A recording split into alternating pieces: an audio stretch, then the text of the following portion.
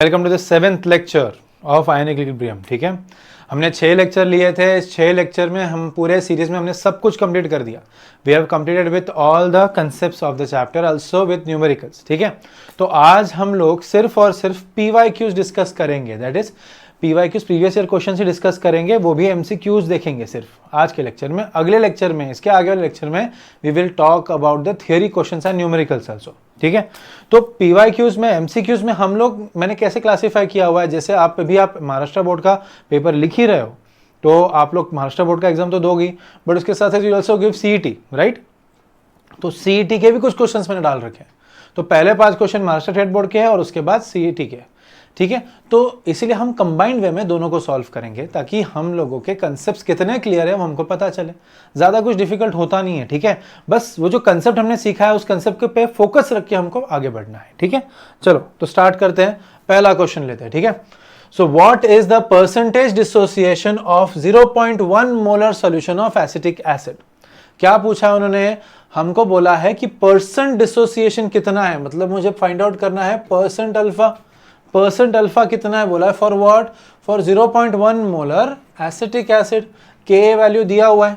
ठीक है, तो ये पूछा गया था HSC बोर्ड के एग्जाम में 2023 में।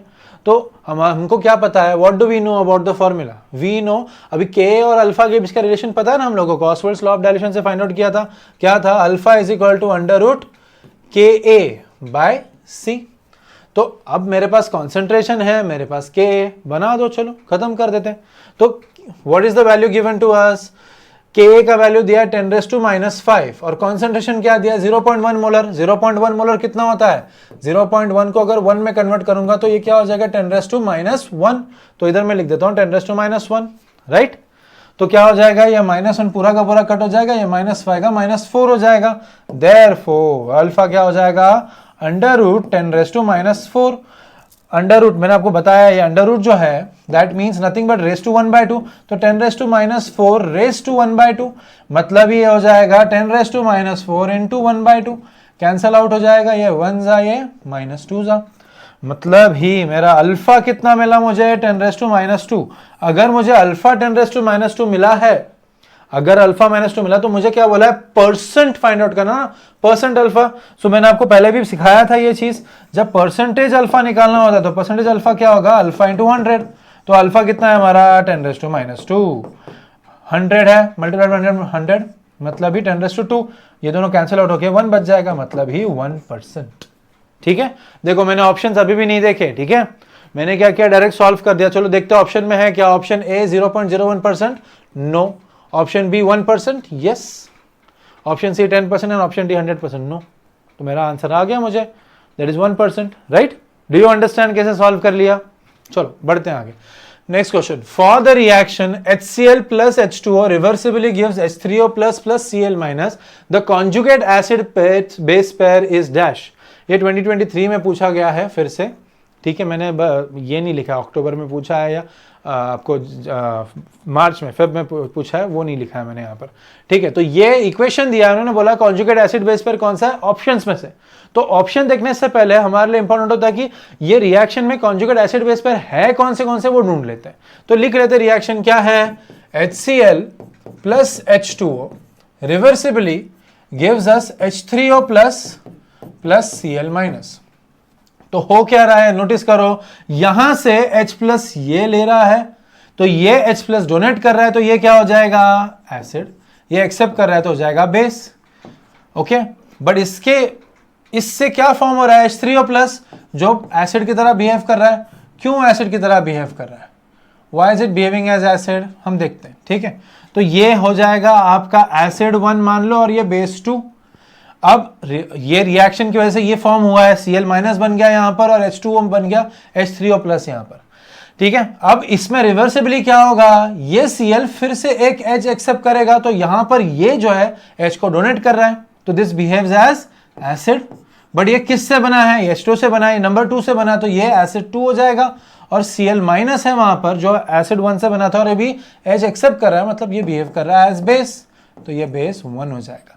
आप नोटिस करो, ये क्वेश्चन जानबूझ के ऐसे दिया हुआ है। क्या किया उन्होंने, HCl H2 दिया हुआ है और फिर H3O Cl- दिया है। मतलब HCl से Cl माइनस बना था वो पहले लिखना चाहिए था, और H2O से H3O प्लस बना था वो बाद में लिखना चाहिए था। But why did they right in this way? क्या रीजन था?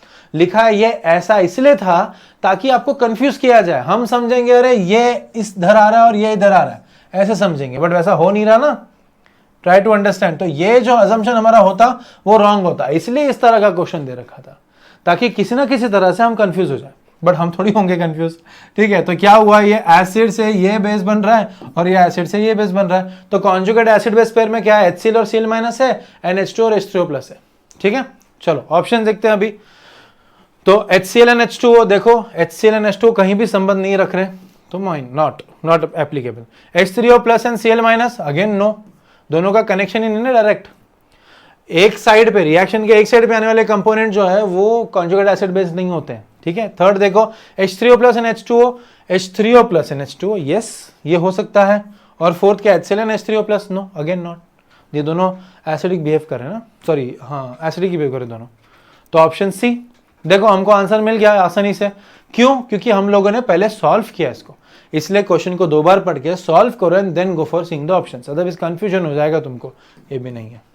ठीक है, चलो बढ़ते हैं आगे, next. So third, in biological systems blood pH is maintained by which buffer system? ये 2023 में फिर पूछा हुआ क्वेश्चन है। ठीक है, तो कौन सा उन्होंने पूछा इन 4 ऑप्शन में से कौन सा बफर सिस्टम बायोलॉजिकल सिस्टम में पीएच मेंटेन रखता है? ब्लड का पीएच ह्यूमंस में कितना होता है हमको पता है, मैंने बताया था आपको 7.35 से 7.4 के बीच में होता है। तो ये पीएच मेंटेन रखने में कौन हेल्प करता है? अगर आपको याद होगा तो मैंने बताया था हमारे ब्लड में होता है haemoglobin. Haemoglobin is the one responsible for maintaining the blood pH. ठीक है, बट हेमोग्लोबिन के साथ और भी कुछ चीजें इंटरैक्ट करती हैं। अगर आप बायोलॉजी बैकग्राउंड के स्टूडेंट हो तो आप लोगों ने ये चीज पहले भी पढ़ी होगी, बट नहीं पढ़ी, बायोलॉजी बैकग्राउंड नहीं होगा मैक्सिमम स्टूडेंट्स का, कोई बात नहीं। तो क्या होता है ना एग्जैक्टली, हमारे ब्लड में कार्बन डाइऑक्साइड जो गैस होता है वो डिसॉल्व्ड फॉर्म में भी ट्रांसपोर्ट होता है। देखो हमारे बॉडी के सेल्स में बहुत सारे अमाउंट में बनता है कार्बन डाइऑक्साइड, बिकॉज हर सेल में रेस्पिरेशन होता है फॉर एनर्जी, तो वो रिलीज करता है CO2। अब इस CO2 को उन सेल से लंग्स तक लेके आना पड़ता है। तो लंग्स तक लेके आने के 3 तरीके होते हैं। सबसे पहला तरीका होता है बाय हेमोग्लोबिन, दूसरा तरीका होता है विथ बाइकार्बोनेट्स, और तीसरा तरीका होता है डिसॉल्व करके। तो जब ब्लड में डिसॉल्व होता है, ब्लड में वाटर होता है, तो जब उसमें डिसॉल्व होता है तो there is formation of an acid known as carbonic acid. Carbonic acid जो है वो होता है H2CO3, we know it is a weak acid. तो ये कार्बोनिक एसिड कहीं ना कहीं बफर सिस्टम की तरह एक्ट करता है। ठीक है, it acts as a buffer. ठीक है, अब बफर में क्या इंपॉर्टेंट होता है? बफर में होता है एक सॉल्ट चाहिए होता है विथ स्ट्रॉन्ग बेस, और एक वीक एसिड, या मतलब एसिडिक बफर की बात करें तो स्ट्रॉन्ग सॉल्ट चाहिए होता है विथ स्ट्रॉन्ग बेस एंड एक वीक एसिड, वही वीक एसिड चाहिए होता है। और अगर हम लोग बना रहे हैं बेसिक बफर तो एक वीक बेस चाहिए होता है और उसी का सॉल्ट चाहिए होता है विथ स्ट्रॉन्ग एसिड। ठीक है, तो इन चारों में से हमको देखना पड़ेगा कि कोई कार्बोनिक एसिड के आसपास है या कुछ। देखते हैं, चलो पहला क्या दिया, NH4OH एंड NH4Cl, ये तो है, this is nothing but basic buffer. But यहां पर इसका कोई रोल ही नहीं ना, NH4 कहां से आया बॉडी में, नहीं होता, तो ये रिजेक्ट हो जाएगा। Second HCO3 minus and H2CO3, ये हो सकता है answer, but again the question arises कि इसमें सॉल्ट कहां है? सॉल्ट नहीं तो क्या हुआ, सॉल्ट का आयन तो है। ये क्या करेगा, ये NaOH के साथ रिएक्ट करके NaHCO3 बना सकता है, KOH के साथ रिएक्ट करके KHCO3 बना सकता है। अभी बायोलॉजिकल सिस्टम है, ह्यूमन बीइंग है, एनिमल्स है, तो उसमें पोटेशियम बेस नहीं सोडियम बेस रहता है, तो यहाँ इसलिए NaHCO3 एंड H2CO3 बन सकता है ना, तो इसलिए ये हमारा आंसर हो सकता है। ठीक है, थर्ड देखते हैं CH3COH एंड CH3CON है, करेक्ट है, ये भी बफर है, but this is not in human systems, this is not in biological systems. Acetate buffer है बट बायोलॉजिकल सिस्टम्स में नहीं पाया जाता। And four citric acid and MgOH whole twice, ये तो बफर भी नहीं है किसी एंगल से। ठीक है, एनीवेज, तो आपका ऑप्शन बी करेक्ट है। समझ में आ गया, एक कॉन्ट्रीब्यूशन वीक एसिड से और उसी का सॉल्ट स्ट्रॉन्ग बेस के साथ जो NaHCO3 बनेगा। समझ में आया, तो आपका ऑप्शन बी आंसर होगा, right. Next, the IP, that is ionic product, and KSP solubility product, precipitation occurs when, the नहीं उधर for लिखा है, for ionic product and solubility product precipitation occurs when dash, ठीक है, इसके लिए हमको याद करना पड़ेगा आयनिक प्रोडक्ट क्या होता है और सॉल्युबिलिटी प्रोडक्ट क्या होता है। आयनिक प्रोडक्ट क्या होता है? It is the product of the ions of the salt which are formed at any instance but not at saturation point. Okay, saturation पे नहीं, सैचुरेशन के अलावा कभी भी हम लोग आयनिक प्रोडक्ट लेंगे तो आईपी ही रहेगा, बट वही आयनिक प्रोडक्ट जब हम लेते हैं एट सैचुरेटेड पॉइंट या at saturation of the solution, तब बनता है solubility product, right. This is at saturation. तो इसका मतलब क्या हुआ? इसका मतलब अगर आयंस का प्रोडक्ट KSP से ज्यादा है तो प्रेसिपिटेशन होगा, बिकॉज सॉल्यूशन सुपर सैचुरेट हो जाएगा, तभी तो सॉल्ट नीचे जमा होगा ना। बट अगर उससे कम है तो सैचुरेट नहीं होगा, उसको इक्वल है तो भी सैचुरेट नहीं होगा ना, क्योंकि आईपी एंड KSP वुड भी इक्वल, तो सैचुरेट तो नहीं होगा, सॉरी प्रेसिपिटेट तो नहीं होगा ना। प्रेसिपिटेट कब होगा? जब IP is greater then KSP। अगर सुपर सैचुरेट सॉल्यूशन बन रहा है, मतलब आयनिक प्रोडक्ट ग्रेटर है KSP से, तो प्रेसिपिटेशन होगा। अगर दोनों के दोनों इक्वल है तो भी प्रेसिपिटेशन नहीं होगा, और कम है अगर आईपी उससे तो भी नहीं होगा। मतलब मेरे लिए कंडीशन क्या है? IP should be greater than KSP, and ये सब एक्सप्लेनेशन से बेटर है, मैंने आपको सिखाया हुआ है ये पॉइंट।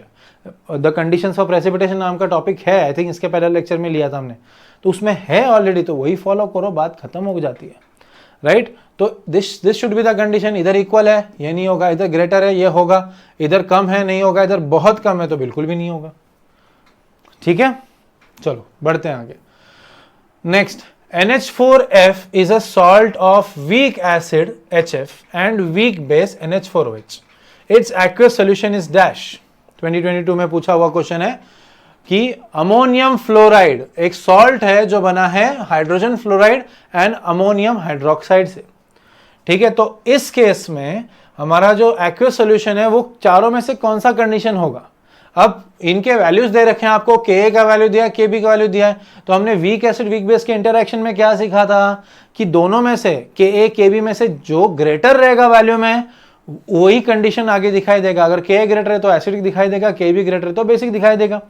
तो इधर मेरा Ka वैल्यू क्या है? 7.2 इंटू 10⁻⁴, और Kb कितना है? 1.8 इंटू 10⁻⁵। तो -4 और -5, सबसे पहले यही डिफरेंस आप देख सकते हो। यू कैन सी कि ये छोटा है वैल्यू, ये छोटा दिख रहा है नंबर में और ये नंबर बड़ा है, बट मैग्नीट्यूड या इस वैल्यू का एक्चुअल मीनिंग माइनस की वजह से ये ग्रेटर हो जाएगा, ये वैल्यू ग्रेटर हो जाएगा, because -4 10⁻⁴ is greater than 10⁻⁵। Y?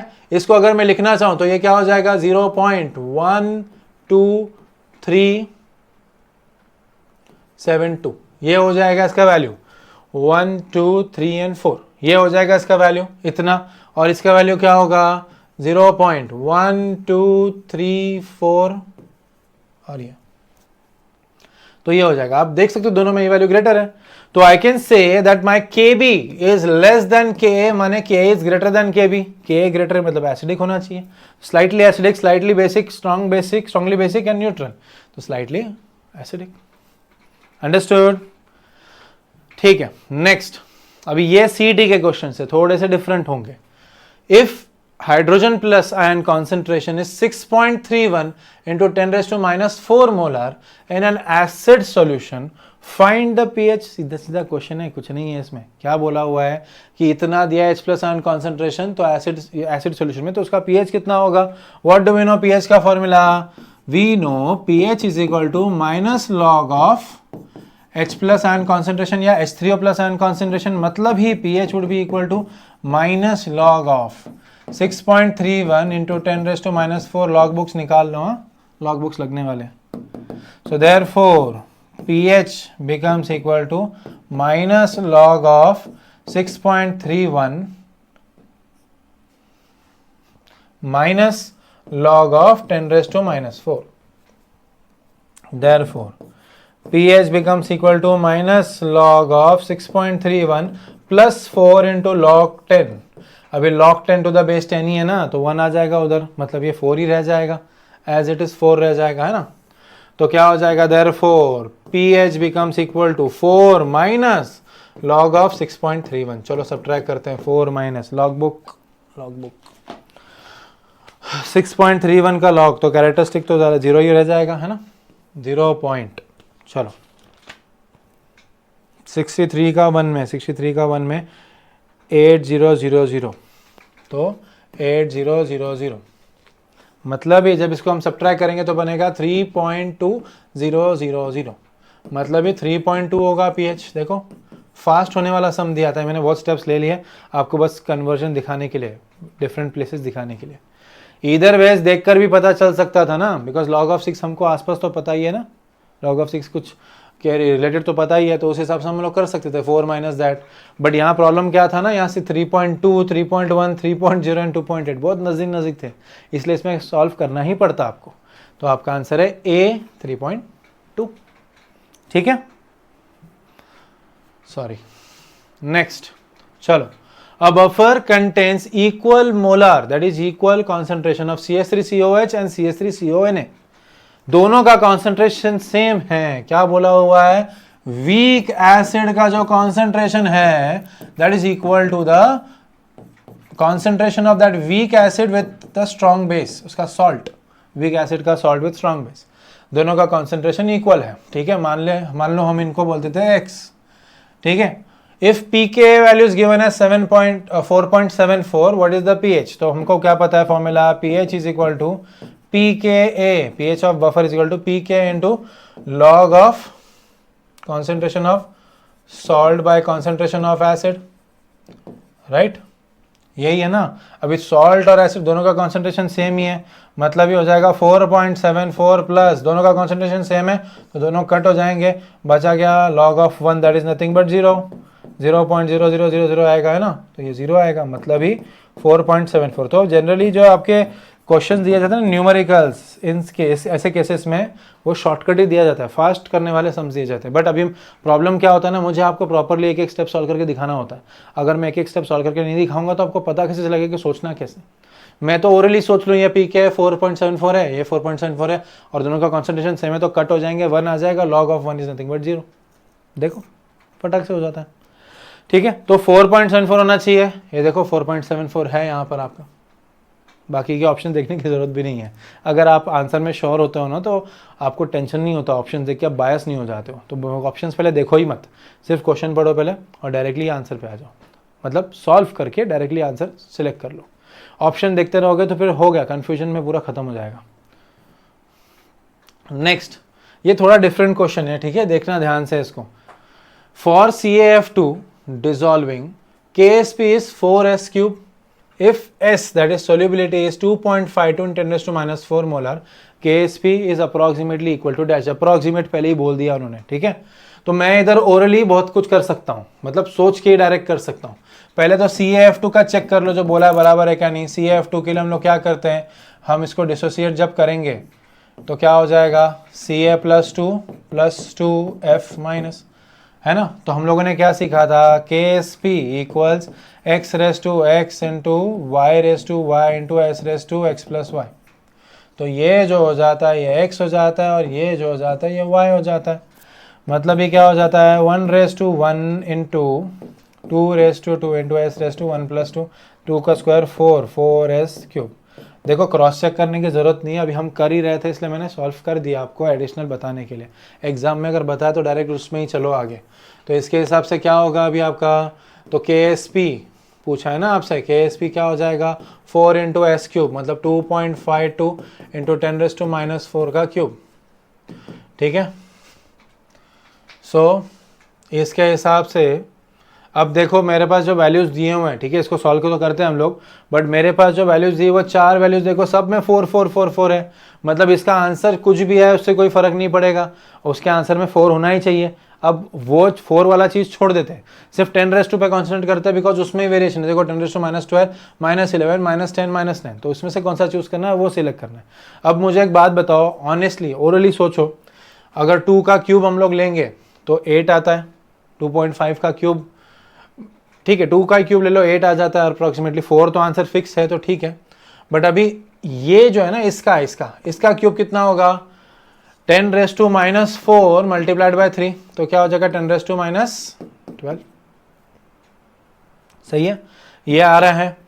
और इसमें हम लोग जब मल्टीप्लाई करेंगे 4 मल्टीप्लाइड बाय 2.5 का क्यूब, हम एक काम करते हैं 4 का वैल्यू आ रहा है, बट अभी ये भले समझो 2 का क्यूब 8 भी कंसिडर कर लेते हैं हम लोग, तो 8 आता, 8 4 जा 32, मतलब 2 डिजिट में चले जाता ना। ट्राई टू अंडरस्टैंड, 2.5 डेसिमल के पहले एक ही नंबर है, मैं सिर्फ 2 का अगर कंसिडर करता हूं तो भी 8 हो जाता, तो दो हो जाते हैं ना डेसिमल प्लेसेस, 2 हो जाते, राइट।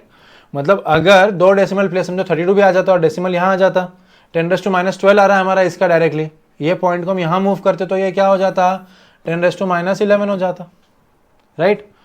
अब लॉजिकली सोचा जाता 2.52 का अगर क्यूब लेना है हम लोगों को, हम लेते भी हैं अगर 2 पॉइंट, मैं डायरेक्टली इसमें ही सॉल्व कर लेता हूं क्योंकि वो हमारा फोकस ही नहीं है।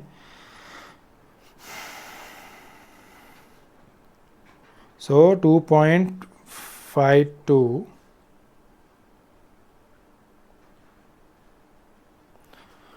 तो इसका क्यूब कुछ अराउंड 16.00 कुछ आ रहा है, मतलब 16 ही कंसिडर करो, और यहाँ पर ऑलरेडी 4 है बाहर, ये हो जाएगा मल्टीप्लाइड बाय, मैंने जैसे बताया आपको, इंटू 10⁻12 हो जाएगा, तो 16 4 जा 64 आता, 6.4 इंटू सॉरी 64.0 64 ना 64.0 इंटू 10⁻12 हो जाएगा। मतलब ही यहाँ पर अगर शिफ्ट करूँगा तो ये क्या हो जाएगा, 6.4 इंटू 10⁻11। अब 6.4 इंटू 10⁻11 दिया हुआ है, ध्यान देना ये दिया हुआ है, ठीक है।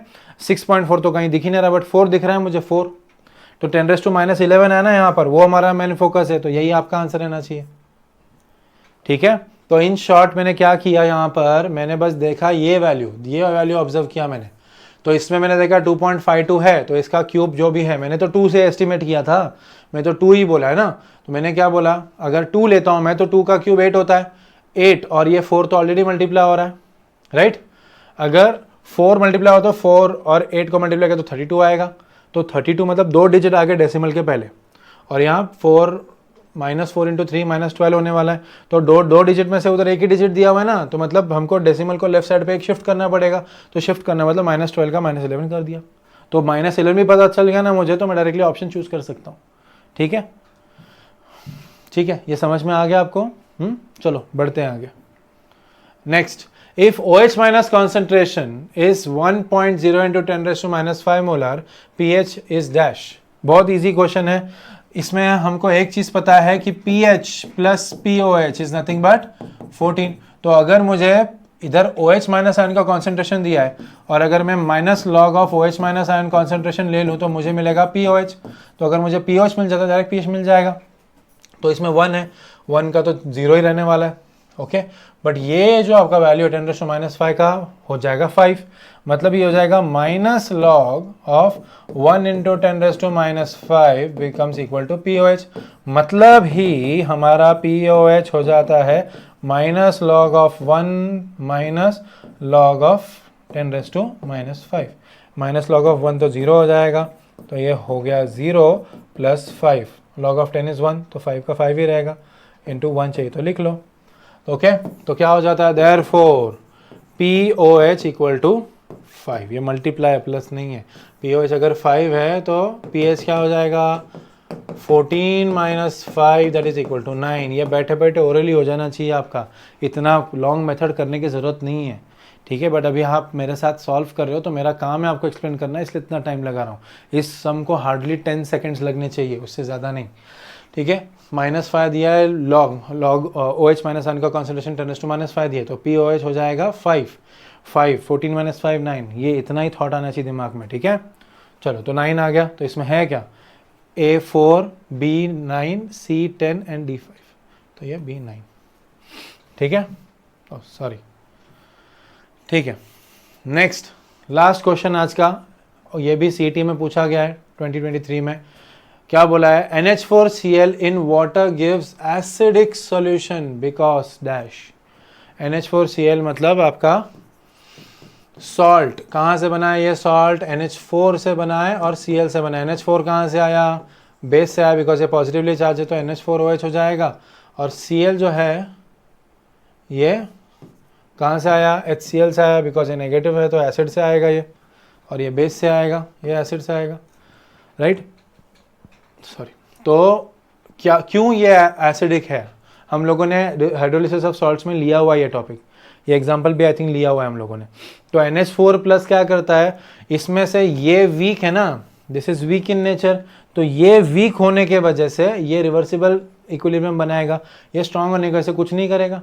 रादर NH4 प्लस जो है वीक होने के वजह से या वीक ओरिजिन से आने की वजह से रिवर्सिबल इक्विलिब्रियम बनाएगा। तो जब ये NH4 प्लस जो आयंस बनता है, जब ये वाटर के साथ रिएक्ट करेगा तो reversibly this forms NH4OH, okay, plus इसको मैं 2 ले लेता हूं तो बनाएगा H3O प्लस। H3O प्लस मतलब ही H प्लस, देखो क्या रिलीज किया उसने, H प्लस रिलीज किया, ठीक है। अब हम सोचते हैं कि Cl minus being from strong acid will release H plus, जो कि नहीं होता। NH3 फॉर्म्स, वो तो कोई मीनिंग ही नहीं है उसका, क्योंकि वो वैसे भी बेसिक है नेचर में। तो बचता क्या है, ये देखो NH4 प्लस ने क्या किया, उसने रिलीज करवाया H3O plus, that is H plus, मतलब ही NH4 plus releases H plus या H3O प्लस। इस वजह से ये एसिडिक होता है नेचर में, ओके, इसका सॉल्ट एक्वस सॉल्यूशन में, ठीक है, अंडरस्टूड। चलो okay, finish. Thank you guys, I hope आपको समझ में आया हो सकता है कोई क्वेश्चन सॉल्व करते टाइम पे मैंने कॉम्प्लिकेटेड वे में कुछ बता दिया हो, बट उसके एंड में मैंने कंक्लूजन में आपको क्लियरली फिर से बताया हुआ है, तो वो कंक्लूजन सुन लेना तो भी समझ में आ जाएगा, ठीक है। होता क्या है कि मैं आपके साथ ही यहाँ पर सॉल्व करता हूँ question to give you the real effect, ठीक है। पहले ही प्रीपेयर्ड नहीं बैठता हूँ मैं यहाँ पर, यहीं पर सॉल्व करता हूँ। तो आई फील दैट तुम मेरे साथ ही सॉल्व कर रहे हो तो तुम लोगों का कनेक्शन बनेगा मेरे साथ, ठीक है। चलो स्टॉप करेंगे आज के लिए, thank you so much, and next video के लिए रुको, नेक्स्ट वीडियो में हम थियोरी डिस्कस करेंगे, ठीक है। चलो thank you, all the best.